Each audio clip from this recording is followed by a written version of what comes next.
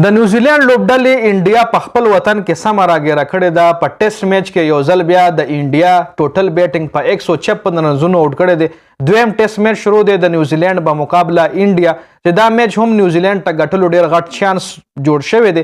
نیوزیلند په فرست اننګز کې څومره سکور کړی، بیا ورپسې په فرست اننګز کې نیوزیلند کړي 259 رنزونه، چې بیا ورپسې د انډیا بیټینګ چې کله شروع شو نو انډیا په فرست اننګز کې په 156 رنزونو باندې ټوټل ټیم آوټ شوی، چې اوس ورپسې د نیوزیلند سیکنډ اننګز کې په 198 باندې 15 کلاډیان آوټ دي. خو د نیوزیلند 198 او سو لالته لیډ هم پاتیو، نو د نیوزیلند دا وخت 301 رنزونه دي او 15 کلاډیان آوټ دي. نو خو په اسانه باندې که یو پارټنرشپ پکې ولګیدو نو 450 پورې ټارګټ انډیا له ورکول شي، خو بیا په دې پیچ باندې 450 رنزونه چې سکول به انډیا لګران شي.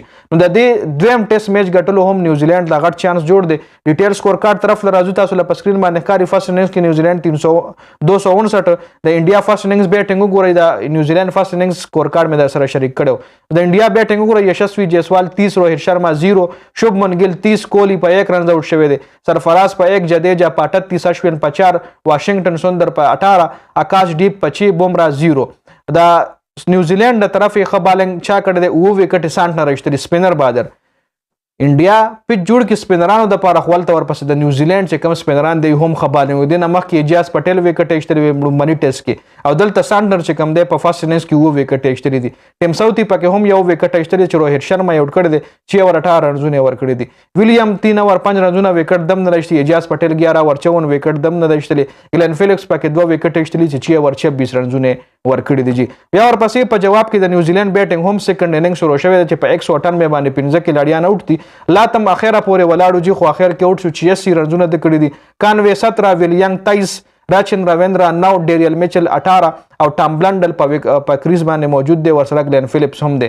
ټام بلنډر په 30 رنزونو موجود دی او ګلن فیلپس 9 رنزونه جوړ کړي دي. جی د انډیا طرف ټول سپینران پر اپریخي، صرف بومرا په اخر کې اپریخي دی. وګوره سٹارټ چې کوم دی انډیا د سپینر نشتري د رویچندرن اشوین 17 اور 64 یو وکټه، واشنگټن سندر 19 ور کړي، 56 رنزونه ور کړي، 4 وکټ د اشتري دي.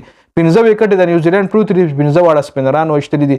جدیجا 11 ور کړي، 50 رنزونه د ور کړي دي. اکانومي ډیره زیاته هاي اکانومي سره بالنګ کړي. بومرا 6 اور 25 وکټ دم نه راشتري، او جدیجا هم نه راشتري. وکټ چې کوم دی اشوین اور واشنگټن سندر راشتل. ته پاکستان د نیوزیلند خلاف سپینرانو د لپاره پیچ جوړ کړی دی. نو هلته یو اینډ نه نعمان علي لګیا شي، بل اینډ نه ساجد لګیا شي. نو د سپینرانو التم راج دی په پاکستان کې، او دلته د انډیا چې کوم میچ دی په دې کې هم د سپینرانو وکټ ته، خو نیوزیلند هم د سپینرانو ښه مقابله کړې ده. که نیوزیلند چېرته 198 دی او یو 100 رنزونه نور جوړ کړل نو 401 ټارګټ پشي انډیا د پاره، ځکه څه لیډ تلته هم پاتې شوی دی.